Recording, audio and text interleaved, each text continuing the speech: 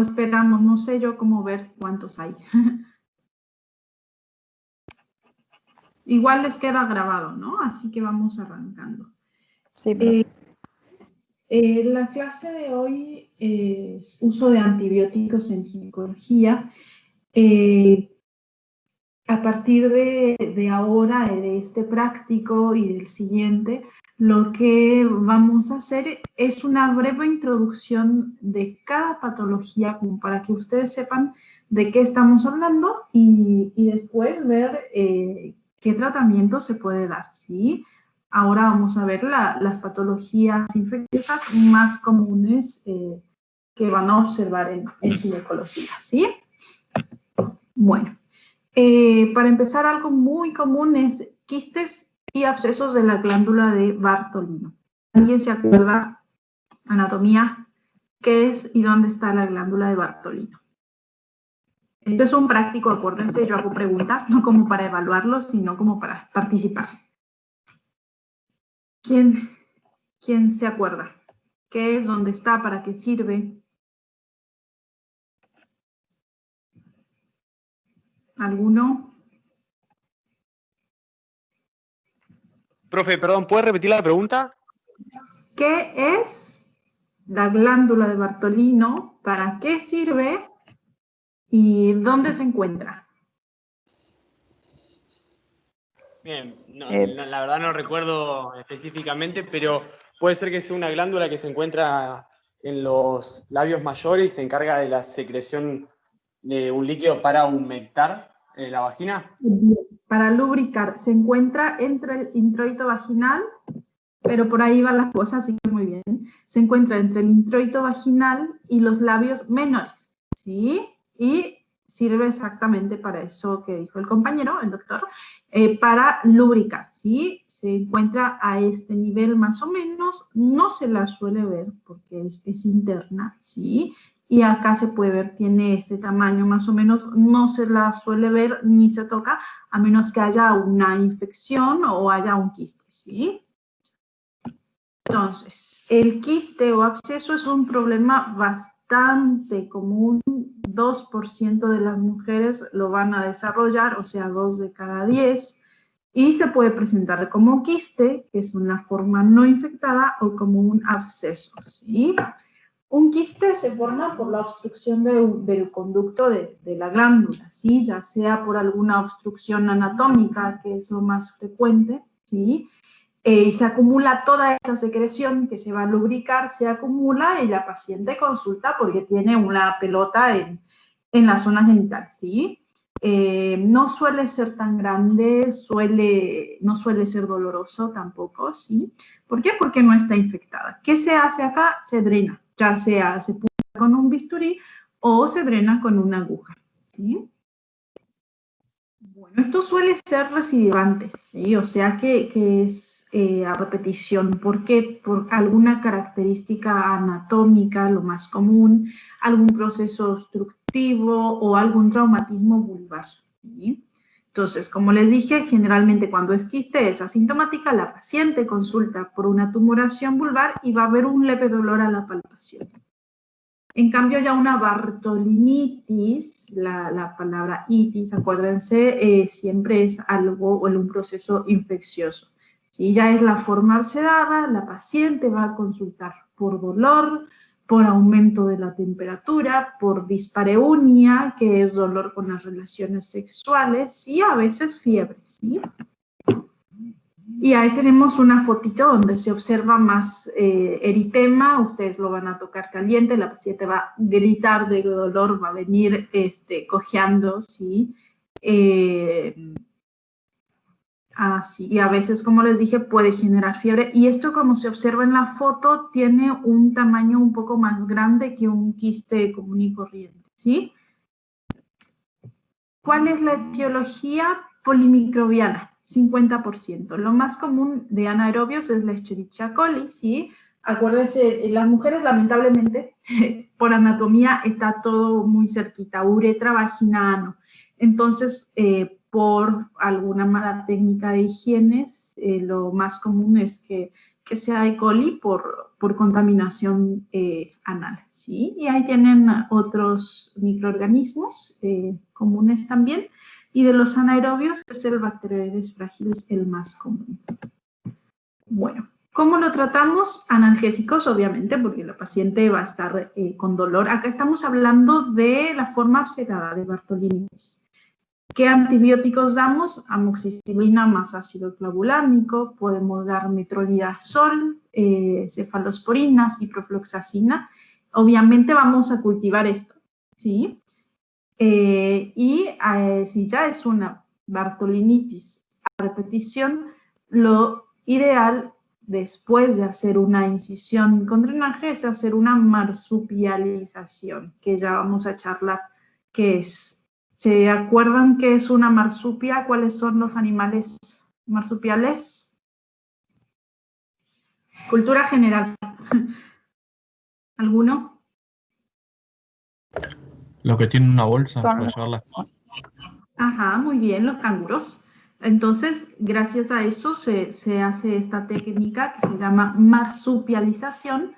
Imagínense que, no sé si ven mi cursor, esto es la glándula abscedada, ¿sí? Se hace una incisión de 1 centímetro aproximadamente. Esto que se está separando acá sería la mucosa vaginal, ¿sí? Y lo que se hace es unir la glándula con la mucosa, ¿sí? Haciendo como una especie de bolsita, ¿sí? A esto se le llama marsupialización. ¿Para qué? Para que la glándula no se vuelva a cerrar, el conducto no se vuelva a obstruir y la paciente no vuelva a repetir este proceso. Ahora, si a pesar de la marsupialización la paciente sigue con Bartolinitis, ya lo que se puede hacer es una resección total de la glándula. Y algo así más o menos queda en la fotito. Obviamente esto está edematizado, está inflamado. Después ni siquiera se nota que la paciente tuvo una marsupialización. Todo esto se achica, se contrae, ¿sí? Bueno. Otra de las patologías bastante comunes es la infección de la herida quirúrgica, generalmente de alguna cesárea, histerectomía, ¿sí? Alguna cirugía abdominal o mamaria, puede ser también si es que no hay una higiene adecuada.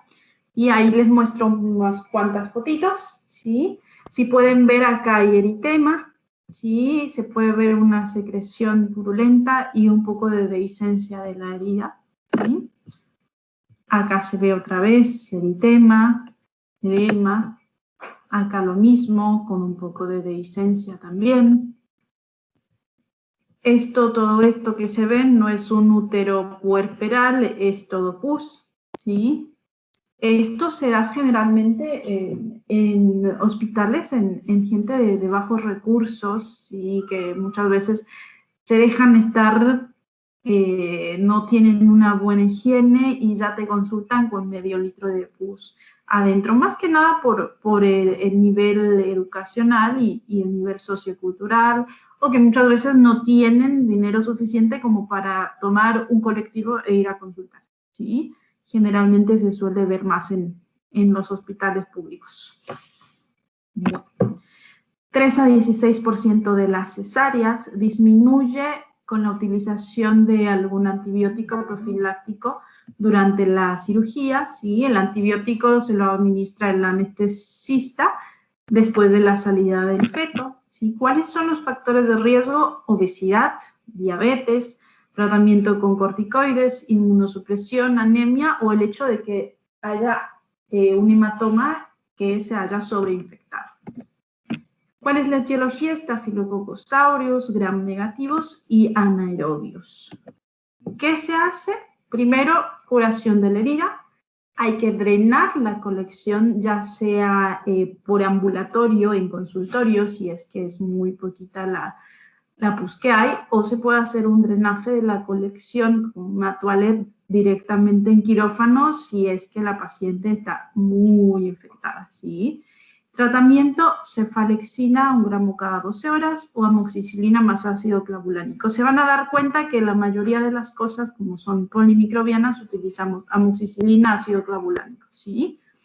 pero es más que nada como para que sepan qué patologías son las más comunes en cuanto a infecciones y qué dar. Bueno, pasamos a endometritis. Si voy muy rápido, tienen dudas, me detienen y me preguntan, ¿sí?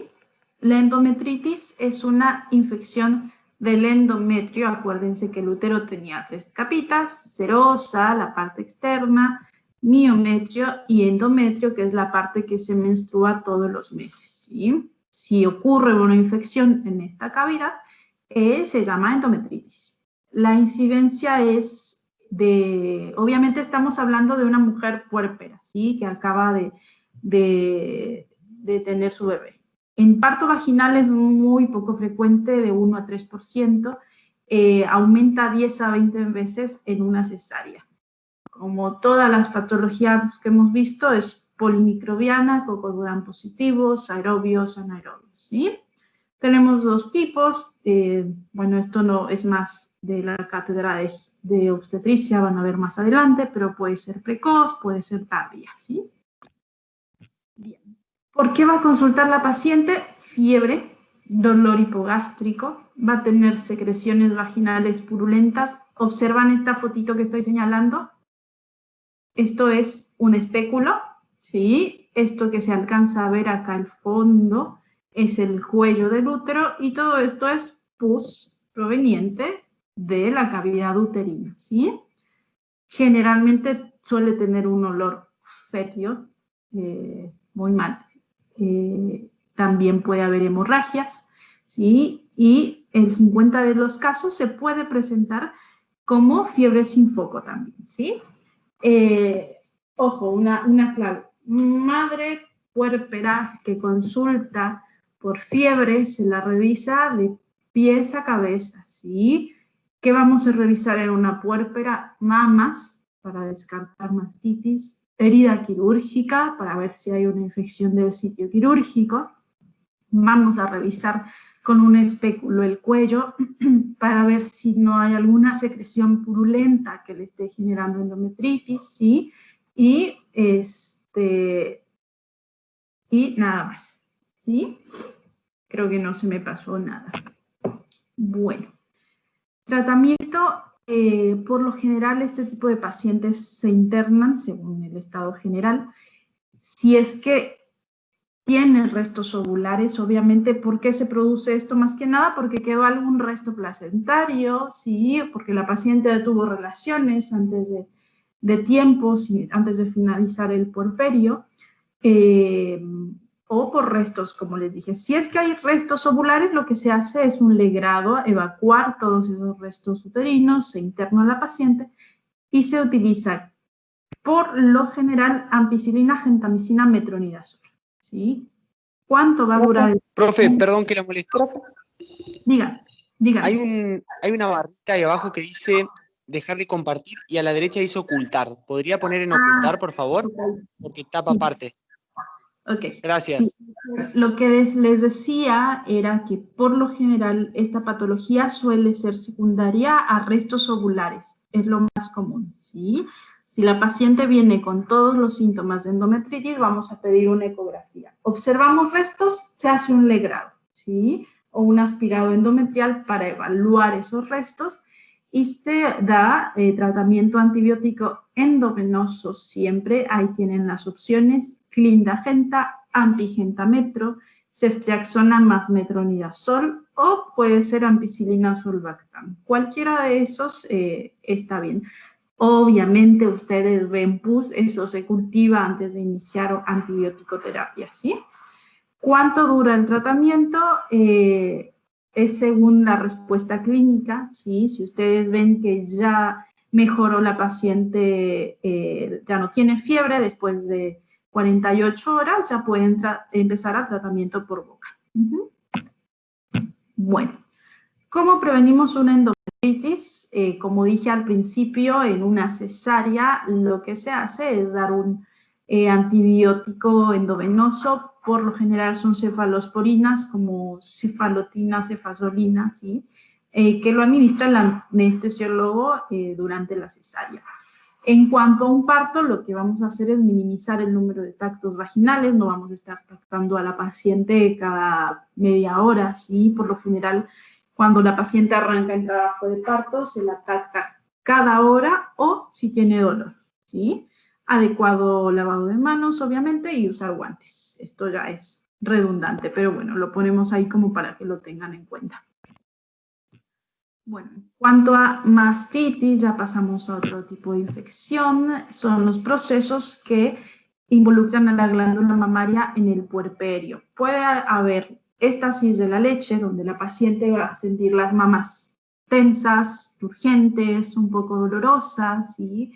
Esto se soluciona simplemente con frío-calor, ¿sí? Y decirle a la paciente que saque la leche para prevenir alguna complicación como mastitis o absceso. Tenemos una inflamación no infecciosa y ya la mastitis infecciosa, donde puede ser una mastitis común y corriente o un absceso. Bueno, ¿cuáles son los factores determinantes? Que la piel de la madre esté colonizada previamente por Staphyloaureus, la flora nasofaringea del recién nacido, o puede haber un éstasis de la leche por alguna mala técnica de amamantamiento. Etiología, ahí tienen Staphyloaureus, epidermidis, Streptococcus. Bueno, ¿por qué va a consultar la paciente? Por fiebre, por mastalgia, que por lo general suele ser localizada al principio, después generalizada. La mama va a estar eritematosa, va a estar caliente, va a estar dura, ¿sí? Y se puede llegar a sentir, no sé si ven en esta fotito, como una pelotita. Perdón, el gato que se atravesó. Uy. ¿Dónde estábamos? Perdón. Acá. Se puede llegar a palpar como un nódulo mamario, ¿sí? O adenopatías axilares. No se interrumpe la lactancia, ¿sí? La madre tiene que seguir con la lactancia. ¿Por qué? Porque si con la mastitis se interrumpe la lactancia, se favorece a que haya más éstasis de leche y a que se formen abscesos mamarios. Bien, diagnóstico, examen físico, ¿sí? Tratamiento de una mastitis, drenaje manual de la glándula, antiinflamatorios, antitérmicos, paracetamol, ibuprofeno, frío, calor. Se da antibiótico como cefalosporinas, ¿sí? Cefalexinas, amoxiclavulánico, trimethoprim sulfa, clindamicina y, reitero, no es necesario contraindicar la lactancia porque sería contraproducente en caso de mastitis.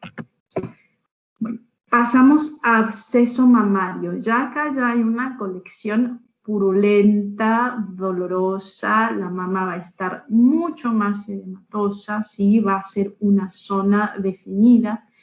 Tratamientos son los mismos esquemas antibióticos, lo que hay que hacer es como se ve en esta fotito de arriba, se puede hacer en el consultorio, ¿sí? Un poquito de anestesia, bisturí y drenar ese absceso o directamente en quirófano. Obviamente, otra vez les repito, ustedes ven pus, se cultiva. Acá sí hay que suspender la lactancia, ¿sí? Porque no vamos a estar dándole al bebé una leche con una mamá infectada, ¿sí? Ni bien cese la eliminación de pus, ya puede la mamá volver a iniciar la lactancia en esa mama, ¿sí? En la otra mama, obviamente, sí tiene que seguir dándole la leche. Tiene que suspender la lactancia de la mama afectada, nada más. ¿Qué más? Bueno, pasamos a infección perineal, ¿sí? No sé si distinguen esto, se ve muy edematoso como para que ustedes lo distingan, pero esto es una vulva, ¿sí? Acá se observa la vulva, los labios, ano, y esto sería una episiotomía. ¿Alguien sabe qué es una episiotomía? Un cortecito que se hace para que no se desgarre cuando sale el bebé. Muy bien, exactamente. Es una incisión que se hace medio lateral, acá sobre esta zona, para evitar desgarros en la expulsión de la cabeza, como dijo la doctora.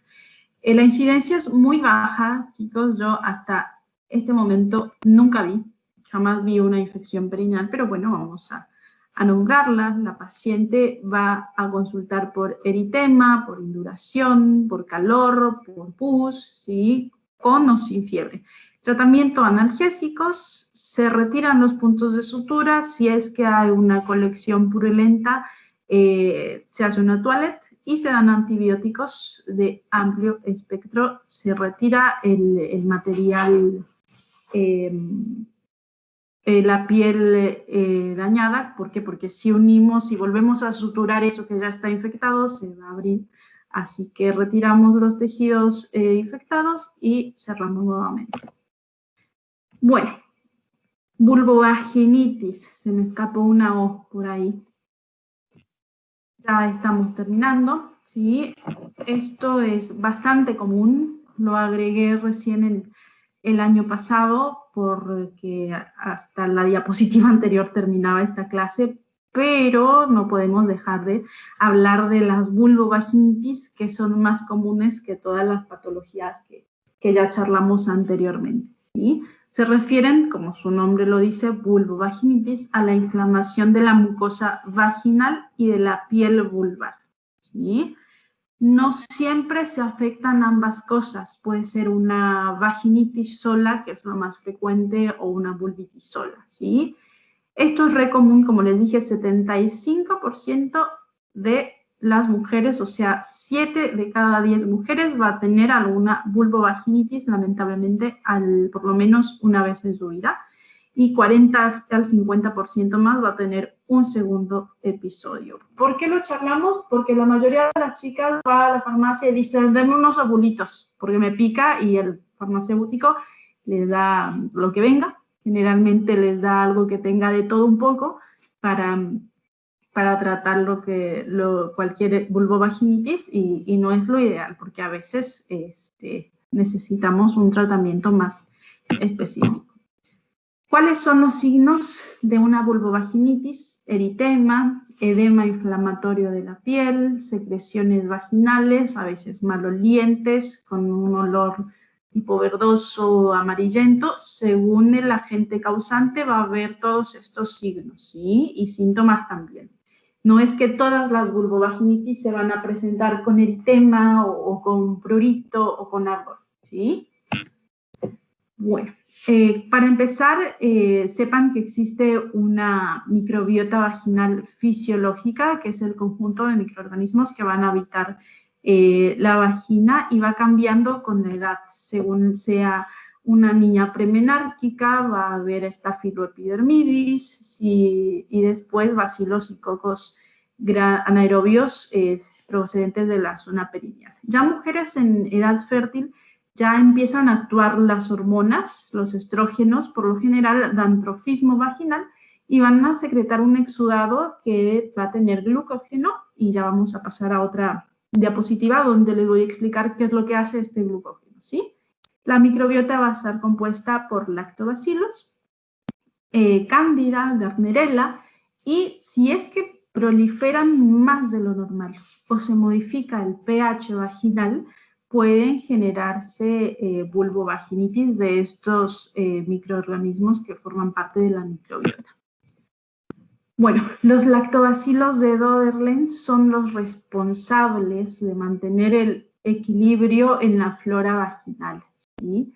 Son el 70% de la flora de las mujeres sanas. Y ahí abajo tienen, bueno, todos los tipos, ¿sí?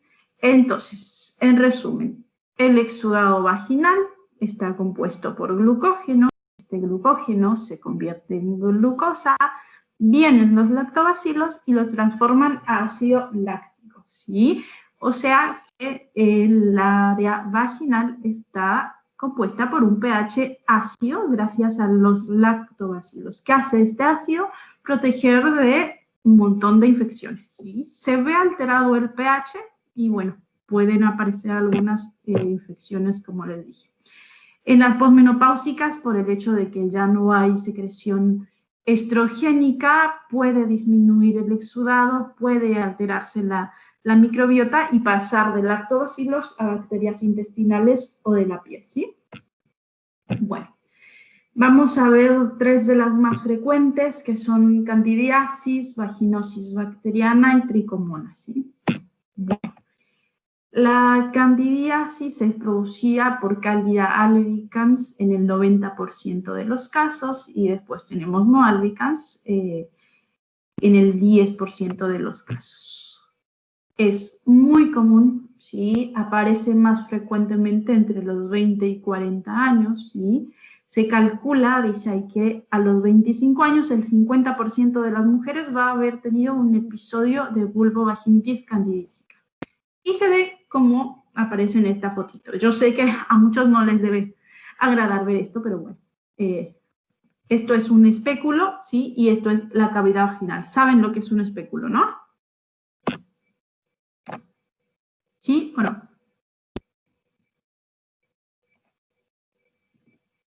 ¿Chicos? Sí, profe. Sí, bueno. Entonces, ¿qué puede desencadenar una candidiasis vaginal? Una diabetes mellitus. Uso de antibióticos, ya que los antibióticos pueden, al ser un desequilibrio en la microbiota, en toda la flora normal, aprovecha este honguito que vive normalmente en vagina, crece más de lo normal y genera síntomas. También niveles elevados de estrógeno, como uso de anticonceptivos, embarazos, ¿sí? O enfermedades inmunodepresoras. ¿Cuáles son los signos y síntomas? La secreción vaginal característica va a ser blanquecina, con grumos. Los libros literalmente dicen como aspecto de yogur, leche cortada, ricota, ¿sí? No va a tener olor, ¿sí? La paciente va a tener mucho prurito, puede llegar a tener síntomas urinarios como disuria, dispareunia y prurito en genitales externos. Esta patología es la más común que afecte vagina y vulva, así que la mucosa vulvar, aparte de la vaginal, va a estar eritematosa. Y puede haber lesiones en vulva y perine por rascado más frecuentemente. Bien. Acá tienen más fotitos, sí, esta sería la cavidad vaginal en un corte transversal, este es el cuello uterino, y se ve literalmente así, como pequeños pedacitos de flujo blanco espeso adherido a toda la cavidad vaginal, y acá se observa una vulva eritematosa ya con un flujo abundante blanquecino. ¿Cuál es el tratamiento que podemos utilizar? Los tópicos podemos utilizar clotrimazol, miconazol, ketoconazol. A mí me encanta la ristatina, me parece que es la que responde más, ¿sí? Y en cuanto a vía oral, fluconazol, itraconazol o ketoconazol. El más utilizado es el fluconazol, 150 miligramos única dosis. Bien, pasamos a vaginosis bacteriana. Esta ya es una vaginitis nada más, no es una vulvovaginitis como la candidiasis, ¿sí? Afecta el 8 al 30% de las mujeres sexualmente maduras, ¿sí? Bien, está causado por la bacteria Gardnerella vaginalis, ¿sí? Y la clínica es una leucorrea homogénea, no va a ser con grumos, no va a tener el aspecto de leche cortada como la anterior, ¿sí? Y puede variar la cantidad. Por lo general, esta infección suele ser postmenstrual y la candidiasis suele ser premenstrual. La paciente te va a decir que antes de menstruar empieza con picazón y con ese flujo maloliente. ¿Por qué? Por el cambio de pH. En cambio, la Gardnerella, la vaginosis bacteriana, puede ser postmenstruo o postrelaciones también por pH alcalino, ¿sí? Aparte de la leucorrea, va a oler mal, un olor fétido, ¿sí? La candidiasis no huele, ¿sí? Y en el microscopio se van a ver algo llamado clue cells, ¿sí? Que es un tipo de células características de esta patología. Tratamiento metronidazol vía oral, 500 miligramos cada 12 horas por 7 días, o se puede utilizar en gel vaginal también, o también podemos utilizar clindamicina. Yo siempre asocio el tratamiento sistémico a atópico, o sea, óvulos, ¿sí? Bueno, y esto es lo último, vulvovaginitis por tricomona, supongo yo que les suena porque ya vieron parasitología, ¿sí? Es causada por tricomona vaginalis, un protozoo unicelular, parásito de vagina. Esto es, a diferencia de las vulvovaginitis anteriores que vimos, esto es de transmisión sexual. La cándida y la vaginosis bacteriana generada por la Gardnerella no es de transmisión sexual. Bueno, acá tenemos otra vez un espéculo, el cuello va a estar eritematoso, va a estar a veces con lesiones tipo frambuesa, dicen los libros, puede llegar a sangrar al contacto con algún hisopo, ¿sí? Y también la leucorrea va a ser fétida amarillo verdosa con burbujas, a veces genera irritación vulvar y prurito intenso, ¿sí? A veces. No siempre. ¿Cuál es el tratamiento? Exactamente el mismo que para una vaginosis bacteriana. Metronidazol, pero acá pasamos a 2 gramos vía oral en una dosis única, ¿sí? Ya sea 500 miligramos 2 gramos vía oral en dosis única. Le podemos decir al paciente que tome 2 comprimidos a la mañana, 2 a la noche, o puede ser 500 miligramos cada 12 horas por 7 días. Obviamente el tratamiento al que más se apegan las pacientes es la dosis única de los 2 gramos, ¿sí? Obviamente se trata a la pareja con las mismas dosis, ¿sí? Es lo que más utilizamos, metronidazol, ¿sí? Se puede dar en el embarazo, obviamente, porque hay que evaluar los riesgos-beneficios. Si no tratamos esta infección, puede desencadenar ya sea una amenaza de aborto o de parto pretérmino, según la edad gestacional de la madre. Así que bueno, esto sería todo. No sé si tienen dudas.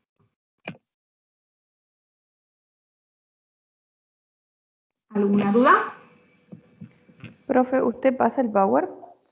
Sí, yo se lo paso, no hay problema. Se lo mando a Nicolás, si no mal recuerdo, y el que se los mande a ustedes, no hay problema.